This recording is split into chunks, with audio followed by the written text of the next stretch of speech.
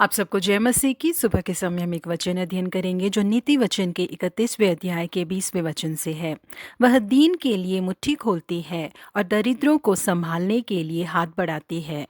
John किलिंगर नाम के व्यक्ति मदर तेरेसा के सेवकाई के बारे में विस्तार से हमें बताते हैं। समाज के जरूरतमंद लोगों की मदद करने में जो उनका हिस्सा था वो बहुत ज्यादा बड़ा था। केवल 5 फुट के इस संत के जीवन में आराम नाम की चीज ही नहीं थी। कड़ी मेहनत करके इन्होंने भारत के गरीब लोगों को एक ऊंचे स्तर पे लाने की कोशिश की थी। कुष्ठ रोगियों को एक नया जीवन देने की इन्होंने कोशिश की थी। कूड़े में फेंके हुए बच्चों को लाकर वो उनकी परवरिश करती थी, उनकी देखभाल करती थी, या तो जो उनकी देखभाल कर सकते थे ऐसे माँ बाप को चुनकर उन्हें सौंपती थी। इस तरह के कई काम दिन भर उनके पास होते थे जिसमें वो व्यस्त रहती थी।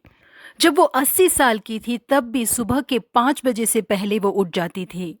अपने सुबह की प्रार्थना को समाप्त करके वो अपने ऑफिस के कामों को करती थी। वो रात के 1 बजे तक काम किया करती थी। यात्रा करना, प्रचार करना, मिशन के कामों को जाकर देखना, बीमार लोगों की जाके सेवकाई करना, इस तरह से दिन भर वो काम करके रात के 1 बजे तक व्यस्त रहती थी। उनके हाथों के ऊपर थूका गया था, उस बेइज्जती को उन्होंने अपने लिए रख लिया। अपने दूसरे हाथ को बढ़ाकर अपने बच्चों के लिए उन्होंने पैसे मांगा। उस अनाथ बच्चों की जरूरतों को वो पूरा करती थी। जॉन किलिंगर कुछ इस तरह से एक कल्पना करके देखते हैं। किसी एक दिन मैं स्वर्ग के द्वार के पास आके खड़ा होऊंगा। वहां पर मेरे नाम को लिखा जाएगा और यीशु मसीह मुझे अपने हाथों को देखने के लिए कहेंगे।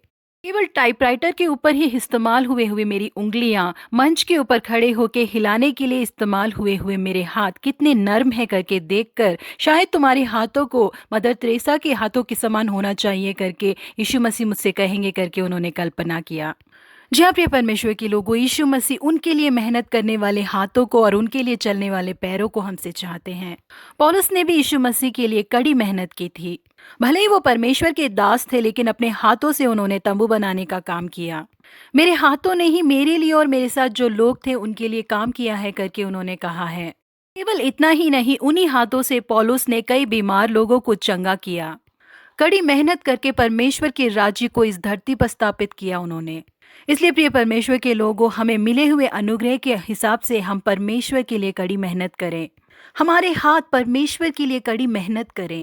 हमारे हाथ जरूरतमंद गरीबों की गरीबी को दूर करें। वचन के 31वें अध्याय में जिस आदर्श स्त्री के बारे में कहा गया है, उस स्त्री के हाथ आशीषित हाथ थे।